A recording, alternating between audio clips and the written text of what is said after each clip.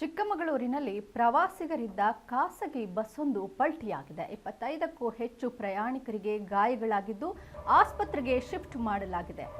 ಮೂಡಿಗೆರೆಯ ದೇವನಗೂಳ್ ಗ್ರಾಮದ ಬಳಿ ಘಟನೆ ಸಂಭವಿಸಿದ್ದು, ದಟ್ಟ ಮಂಜಿನಿಂದ ಚಾಲಕನ ನಿಯಂತ್ರಣ ತಪ್ಪಿ ಬಸ್ ಪಲ್ಟಿಯಾಗಿದೆ. ಬೆಂಗಳೂರಿನಿಂದ ಕುದುರೆಮುಖಕ್ಕೆ ತೆರಳುತ್ತಿದ್ದ ಬಸ್ ಇದು. ಟ್ರಕ್ಕಿಂಗ್ಗಾಗಿ ನೇತ್ರಾವತಿ ಪೀಕ್ಗೆ ತೆರಳುತ್ತಿದ್ರು. ಬೆಂಗಳೂರಿನ ಖಾಸಗಿ ಕಂಪನಿಯ ಸಿಬ್ಬಂದಿಗಳಿದ್ದ ಬಸ್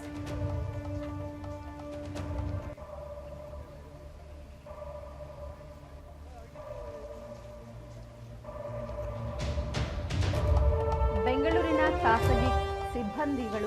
ಖಾಸಗಿ ಕಂಪನಿಯ ಸಿಬ್ಬಂದಿಗಳು ಚಿಕ್ಕಮಗಳೂರಿನ ಕುದುರೆಮುಖದ ಪೀಕ್ಗೆ ಟ್ರಕ್ಕಿಂಗ್ ಆಗಿ ತೆರಳುತ್ತಾ ಇದ್ರು. ಈ ಸಂದರ್ಭದಲ್ಲಿ ಬಸ್ ಒಂದು ಪಲ್ಟಿಯಾಗಿದೆ. ಟ್ರಕ್ಕಿಂಗ್ ಆಗಿ ನೇತ್ರಾವತಿ ಪೀಕ್ಗೆ ತೆರಳುತ್ತಾ ಇದ್ದಂತಹ ಖಾಸಗಿ ಸಂಸ್ಥೆಯ ಸಿಬ್ಬಂದಿಗಳು. ಈ ಬಸ್ ಈಗ ಪಲ್ಟಿಯಾಗಿದ್ದು 25 ಜನರಿಗೆ ಗಂಭೀರವಾಗಿ ಗಾಯಗೊಂಡಿದೆ. ಇವರನ್ನ ಈಗ ಆಸ್ಪತ್ರೆಗೆ ದಾಖಲಿಸಲಾಗಿದೆ.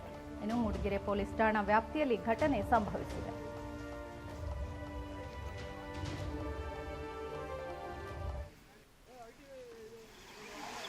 ನಾವೀಗ ದೃಶ್ಯದಲ್ಲಿ ನೋಡಿ, ಬೆಳಗಿನ ಜಾವದಲ್ಲಿ ದಟ್ಟ ಮಂಜು ಕವಿದಿತ್ತು. ಈ ಕಾರಣದಿಂದಾಗಿ ಚಾಲಕನ ನಿಯಂತ್ರಣವನ್ನು ತಪ್ಪಿದ ಬಸ್ಸು ಪಲ್ಟಿಯಾಗಿದೆ.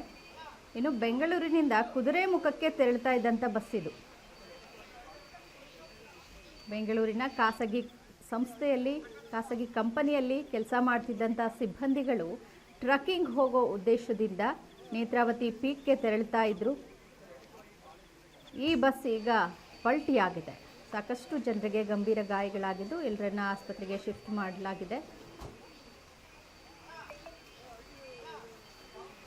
ಮೂಡಿಗೆರೆ ಪೊಲೀಸ್ ಠಾಣಾ ವ್ಯಾಪ್ತಿಯಲ್ಲಿ ಈ ಘಟನೆ ಸಂಭವಿಸಿದೆ.